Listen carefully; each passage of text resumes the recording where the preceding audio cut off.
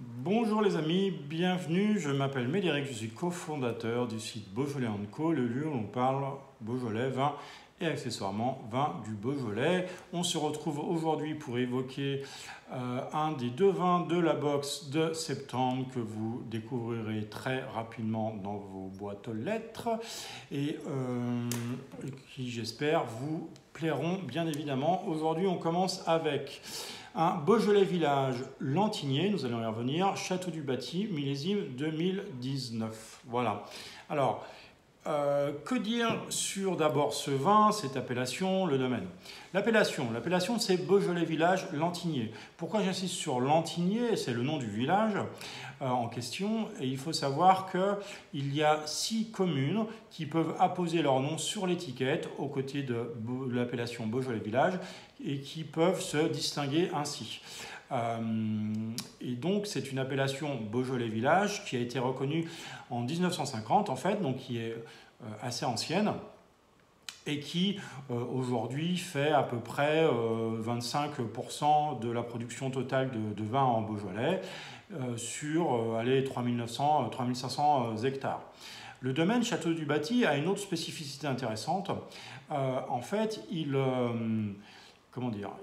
est dans la famille depuis 1482. Donc ça en fait un des domaines les plus anciens du Beaujolais, en tout cas qui a été transmis de génération en génération. Aujourd'hui, c'est la 17e génération qui est incarnée par Quentin Péroux, qui depuis 2016 est en charge du vignoble qui compte une quinzaine d'hectares de vignes plantées, qui a la particularité d'être tout autour du domaine en fait. C'est un vignoble qui est quasiment d'un seul tenant.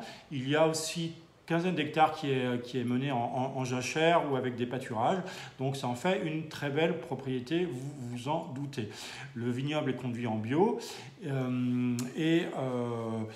petit à petit, les vignes sont aussi replantées, assez espacées pour pouvoir apporter une qualité de raisin la plus optimale possible.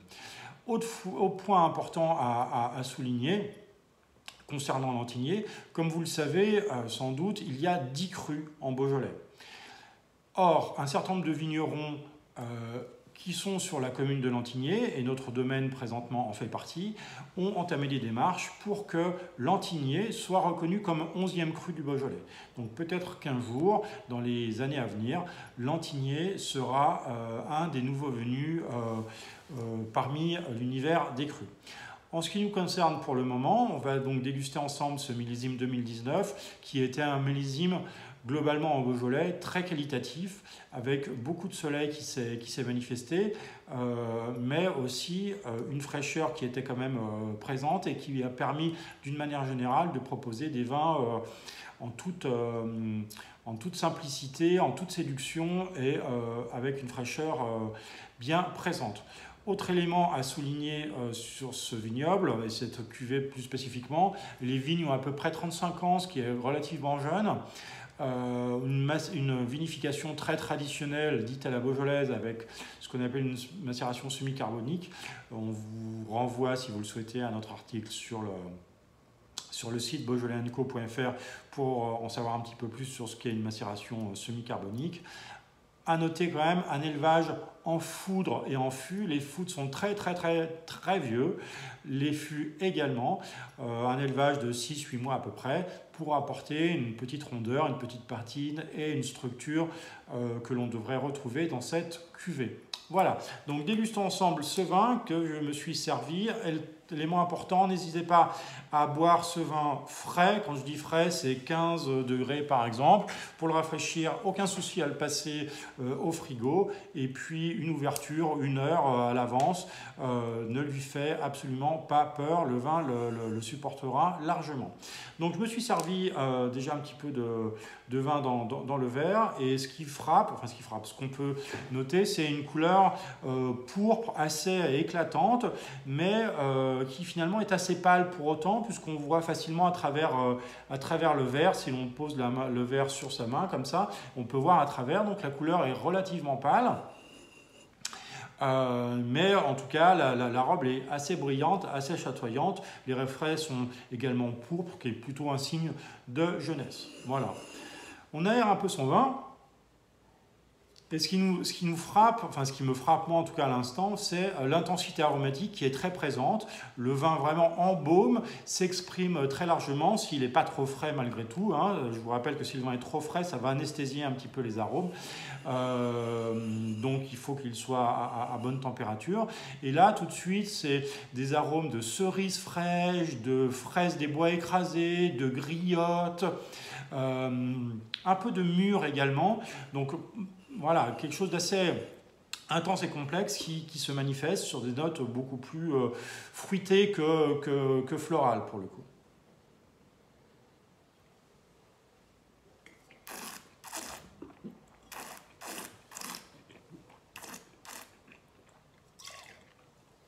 En bouche, n'hésitez pas, là encore, un peu à mâcher votre vin, à le grumer, à lui apporter un petit peu d'oxygène pour qu'il s'ouvre complètement. Ce qui est intéressant ici, c'est une cuvée très simple, très souple, très fraîche, très équilibrée. Vraiment une petite gourmandise, un petit bonbon, comme ça, un peu acidulé.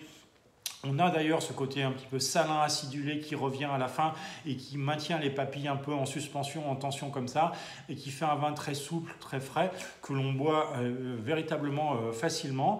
On a un vin en volume qui n'est pas fluet, qui au contraire a un petit peu de mâche, un petit peu de structure, mais pas démesuré. Le levage sous bois dont on parlait juste avant est complètement intégré et il disparaîtrait même, sauf à considérer qu'il a apporté justement cette patine, cette rondeur, cette structure également au vin. Donc le vin assez léger, il fait 12,5 d'alcool, ce qui est très classique pour un Beaujolais Village, même si le millésime 2019 était chaud.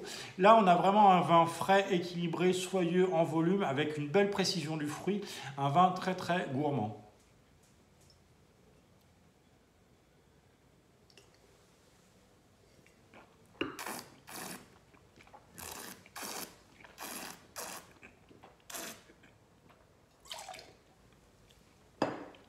Le nez se complexifie un petit peu avec l'ouverture. On a des petites pointes de poivre qui se manifestent. Elles se manifestent également en rétro-olfaction. Donc pour rappel, hein, la rétro-olfaction, c'est les arômes qui remontent à l'intérieur quand on a avalé le vin. Donc le côté poivré, comme ça, légèrement poivré, ramène de la fraîcheur au vin et amplifie ce côté encore très gourmand. Ça lui donne de la complexité également, gourmand et frais en l'occurrence. La souplesse est un marqueur de ce vin, la grande buvabilité, la fraîcheur et la complexité aussi. Véritablement, c'est un vin qui nous ramène dans les beaux jours de l'été, pour ceux qui en ont eu un, des vacances où on aime justement se laisser aller, se reposer, ne penser à rien et boire quelque chose d'assez simple, assez tranquille avec les copains de passage pour les barbecues, les apéros. Voilà. Donc un vin qui fait parfaitement son office, qui correspond à son pédigré, à son appellation, au lieu où il est né, avec une vinification absolument au cordeau, qui est maintenue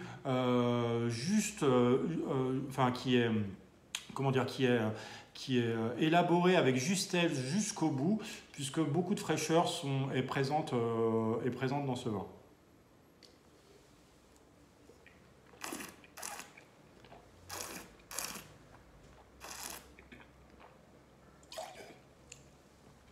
Voilà, Château du Bâti, hop là, Château du Bâti 2019, Beaujolais Village, Lantigné. J'espère que vous aurez plaisir à découvrir et déguster cette cuvée.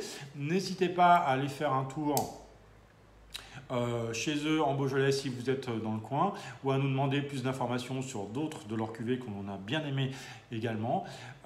N'oubliez pas de servir votre vin un petit peu frais, de le carafer pourquoi pas si vous le souhaitez, ou en tout cas d'ouvrir la bouteille 1 heure en avance, et laissez-vous guider par ce domaine, par ce vin qui vous fera remonter jusqu'en 1482 et véritablement visiter une partie du Beaujolais avec grand plaisir, j'espère. Merci à vous, à bientôt. Salut, bye.